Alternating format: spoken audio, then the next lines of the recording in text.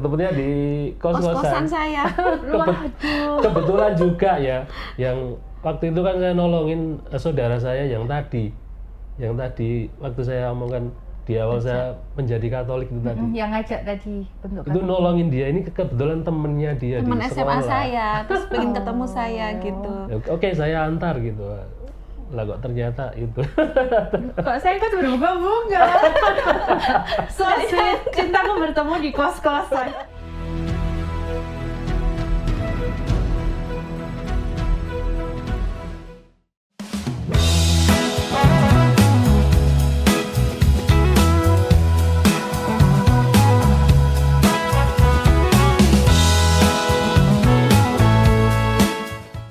Hai Sobat Katedral, balik lagi sama aku, Laurencia Stefani. Hanya di podcast Katedral Hati Kudus Yesus Surabaya. Hari ini segmen kita soal kesaksian iman. Kira-kira siapa sih bintang tamu kita hari ini? Hari ini aku nggak sendirian ya. Di sini aku sudah langsung ditemani sama dua orang tamu spesial. Siapakah mereka? Tada! Inilah pasangan suami istri, Bapak siapa dan Ibu siapa? Silahkan memperkenalkan diri. Nama saya Agustinus Samijo, biasa dipanggil dengan nama Agus. Saya dari lingkungan 2, Santo Stefanus, wilayah 5, Santo Ignatius. Wilayah 5. Iya. Saya wilayah 3, Pak. Iya. Kalau Ibu dengan Ibu siapa? Nama saya Asteria Puspito Yanuarini, tapi biasa dipanggil dengan Iin. Oh, berarti ini Pak Agus dan Ibu Iin. Iya. Terima kasih ya Pak Bu sudah menyempatkan waktu untuk hadir menemani podcast hari ini. Jadi segmen hari ini itu saya kepingin mengulik seputar kesaksian iman dari perjalanan Bapak dan Ibu dari yang tadinya masih single dan sampai sekarang menikah gitu. Kalau boleh tahu basicnya sudah Katolik sejak dini, sejak lahir atau bagaimana? Kalau saya itu sebetulnya masuk kategori baptis dewasa ya. Itu saya bukan dibaptis mulai dari kecil. Saya bukan berasal dari keluarga Katolik. Memang sejarah saya dari kecil itu keluarga saya itu sebetulnya Muslim, tapi Muslimnya Muslim KTP kayak gitu. Oke, Jadi Muslim di desa saya kan dari jauh, saya dari kota Klaten. Wow, Di jauh pelosok ya, Pak, ya? desanya tapi ya. Oke. Nah itu di desa saya itu meskipun mayoritas Muslim tapi tidak ada namanya masjid atau musola. Jadi kayak mulai dari kecil saya pun nggak diajari kayak sholat Ngaji gitu. atau ngaji, nggak ada. Oke. Jadi bener-bener Islamnya Islam KTP kayak gitu. Dan suatu ketika itu ada secara global itu hampir satu desa itu mau dibaptis. Itu kurang lebih kalau sekarang itu sekitar, kalau saya mengingat ini agak ternyuh juga ya waktu itu kok bisa sampai segitu gitu maksudnya. Hampir 80% itu berubah ke Katolik. Iya. Wow. Iya. Yang darinya yang Muslim jadi ke Katolik. Nah, itu waktu itu awal saya bisa jadi Katolik adalah saya dibaptis kurang lebih saya kelas 2 SD. Yaitu saya mengikuti orang tua saya yang awalnya kan beliau berangkat ke gereja, itu mau berangkat katekumen kalau istilahnya sekarang. Dulu kan saya nggak tahu. Awal panggilan saya adalah saya diajak oleh tetangga saya yang kebetulan lebih agak dewasa dari saya, itu ayo ikut sekalian, dan ibu bapakmu juga ikut gitu. Akhirnya saya ikut. Nah, berawal dari situ akhirnya ikut katekumen juga saya. Itu saya dibaptis sekitar tanggal 25 Maret 1989. Wah, itu jujur saya belum lahir sih, Pak. Itu tepatnya di stasi stasi Santa Maria Assumpta, desanya di Sandalem, Paroki Wedi, Kota Klaten. Sampai sana. sekarang masih ada ya Pak stasiun? Masih ada. Dulu stasiun, sekarang udah paroki. Oh udah paroki, wah keren. Kalau ibunya sudah dari bawaan bayi, dari latar belakang keluarga Katolik. Oh. Iya, saya memang latar belakang dari keluarga Katolik. Papa mama saya sudah Katolik, meskipun nenek saya itu sebenarnya masih menganut ilmu kepercayaan waktu itu. Jadi tidak menganut 5 agama di Indonesia enggak, tapi menganut ilmu kepercayaan gitu. Okay. Dia cuma berdoa, pokoknya aku berdoa untuk Tuhan gitu aja.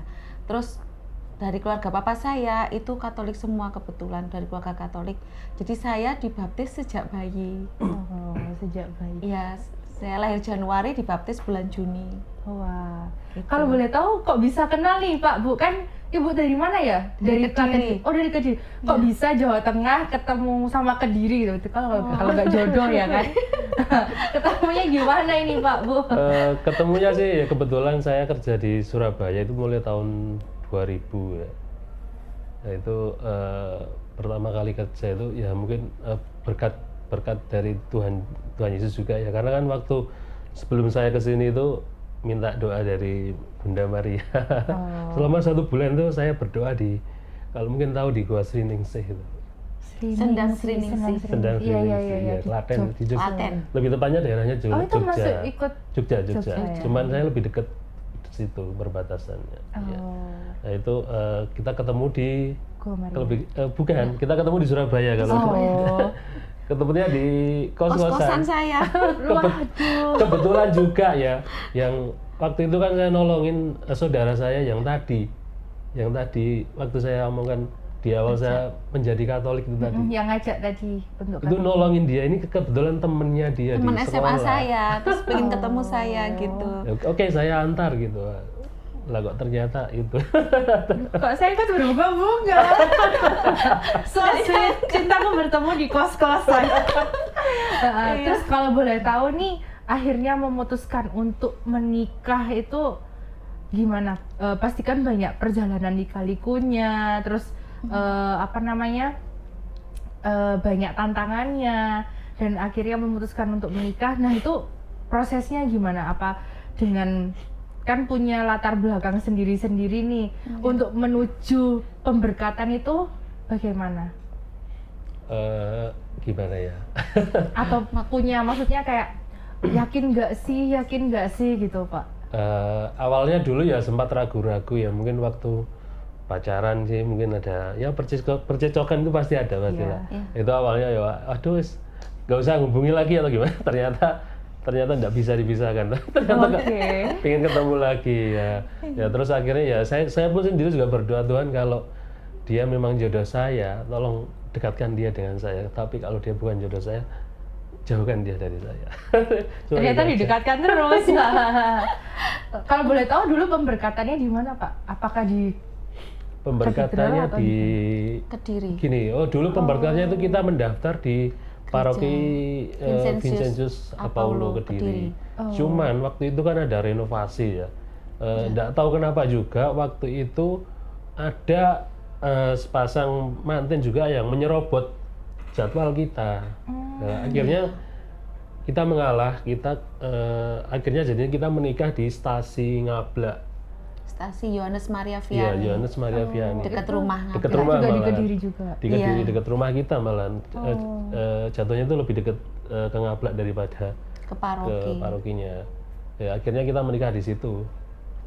Tapi tetap dengan tanggal yang sama? Tetap Iya, dengan tetap tanggal tanggal yang sama. Cuman beda lokasi aja, beda. Iya. Waktu itu sempat ada yang nyasar loh. Kok waktu itu kan juga ada pernikahan di Kediri. Oh, iya. Loh kok pengantinnya kok bukan gitu. Karena undangannya Undangannya sudah sudah ke paroki kesebar. Vincentius lah. Itu Iya. tadi tidak tahu kenapa kok bisa jadwal kita diserobot sama yang lain atau gimana. Tapi nggak apa-apa sih Pak. Ya yang namanya jodoh ya. Sampai sekarang kalau boleh tahu sudah berapa tahun perjalanan pernikahannya? Ini sudah 13 tahun.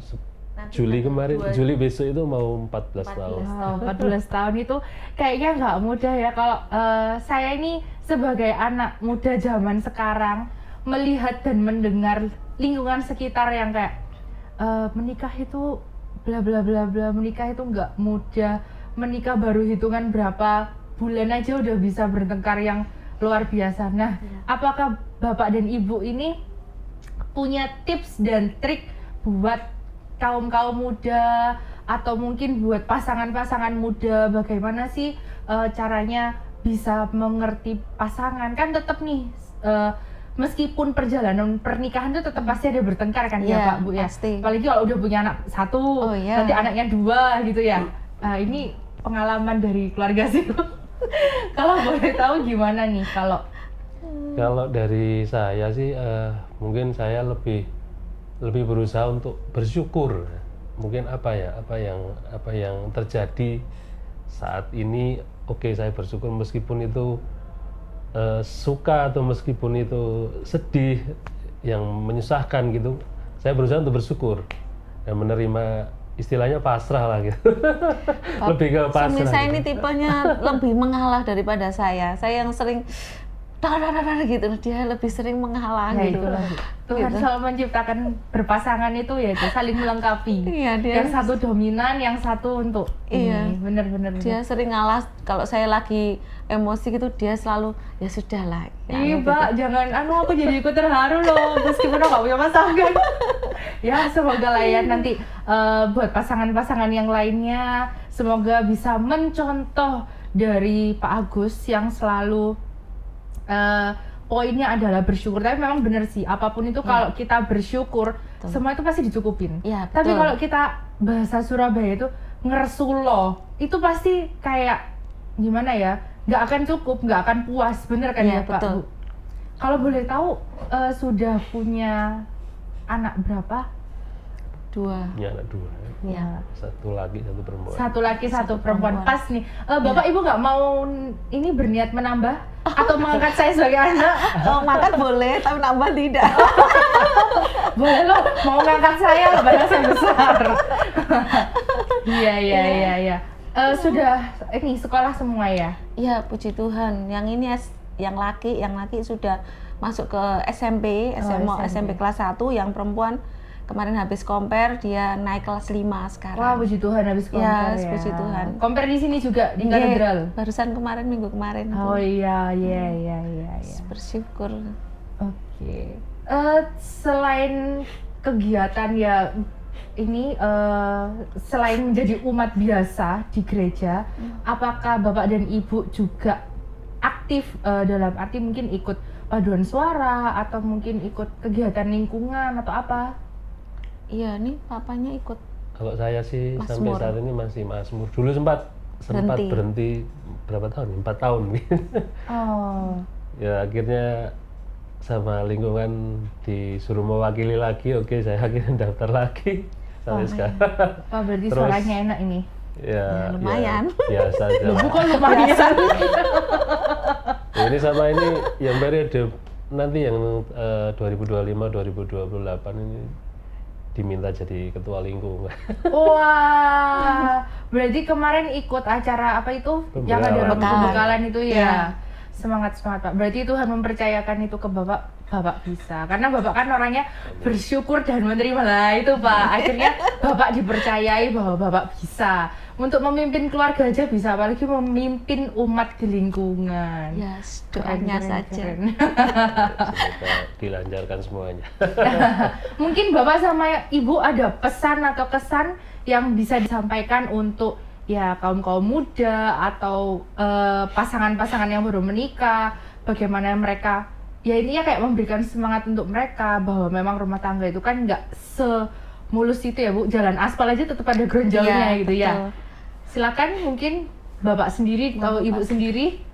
Kalau dari saya sih lebih pesennya ke memang anak-anak muda. Mungkin kalau yang sudah jadi Katolik,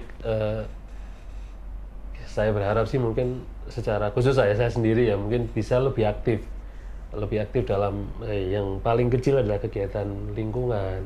Itu kan karena saya lihat di beberapa, terutama di lingkungan saya sendiri itu anak mudanya kalau saya lihat itu kurang istilahnya kurang aktif di lingkungan sendiri ya.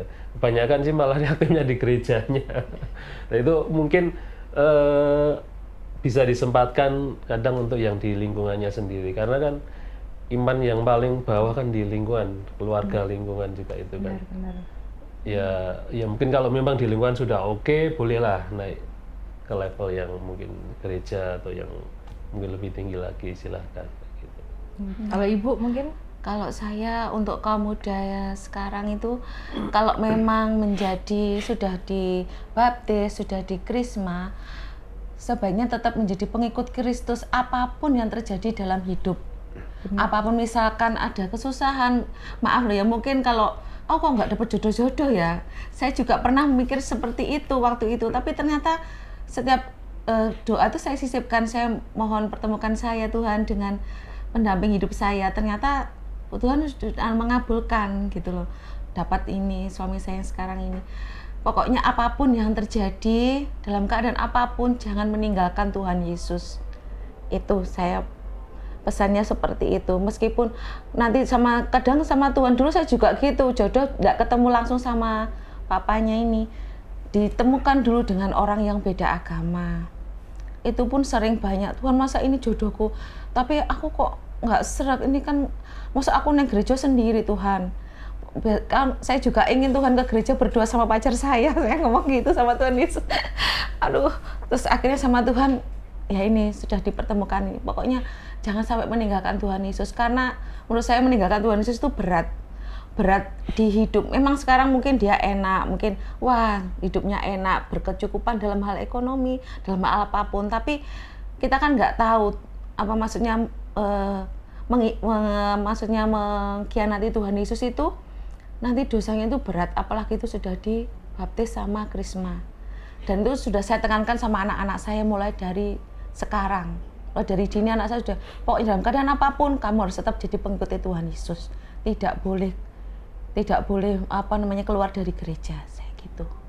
Iya, menambah istri saya itu mungkin yang untuk kaum muda itu kan saya lihat ada beberapa yang kurang aktif itu kan sebetulnya itu kan bibit-bibit yang akan bisa meninggalkan Tuhan Yesus, meninggalkan gereja. Itu mungkin kalau bisa kita cegah dari lebih dini atau lebih awal kan alangkah lebih baiknya kan gitu.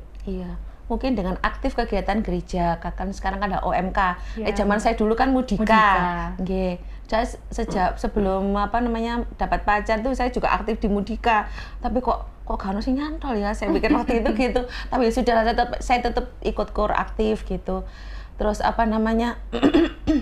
pokoknya intinya kita harus tetap ke gereja, kalau ikut kegiatan siapa tahu nanti jodohnya di situ kan gitu, ikut OMK, ikut kegiatan apapun gitu. Pokoknya pasti semua Tuhan diikutin gitu ya. Lebih aktif kegiatan gereja, karena satu menambah iman, yang kedua juga punya banyak teman kan, istilahnya waktu itu banyak teman banyak rezekinya. Benar. Gitu. Bukan banyak teman, banyak pacar ya Bu ya? Ya kan pacar boleh memilih. Oh iya, benar sekali. Aduh. Setelah jodoh ya sudah kita fokus sama satu orang ya, itu. Iya. Satu aja gak habis kok banyak. Terima kasih ya Bapak dan Ibu Iin ya, buat kesediaannya menemani podcast saya hari ini. Buat teman-teman semua OMK ya, terlebih karena saya OMK dan semuanya lah orang-orang muda Katolik atau teman-teman yang sudah menikah atau mungkin lagi ada problematik atau apapun itu, pesan yang sudah disampaikan oleh Bu Iin, tetap dasar landasan kita adalah iman kita ke Tuhan, jangan meninggalkan Tuhan. Terima kasih sekali lagi untuk itu jadi pesan juga buat pribadi saya supaya tidak meninggalkan Tuhan. Tapi memang puji Tuhan, memang dari dulu sampai sekarang saya kayak memang sudah mendasarkan pribadi apapun ya saya pinginnya tetap Katolik. Gitu. Harus. Iya. Terima kasih kalau gitu buat teman-teman yang sudah nonton podcast kita di segmen sharing iman ini. Jangan lupa di follow, di subscribe, di like, di komen, di share supaya kamu nggak ketinggalan sama podcast dari Katedral Hati Kudus Yesus. Sampai jumpa.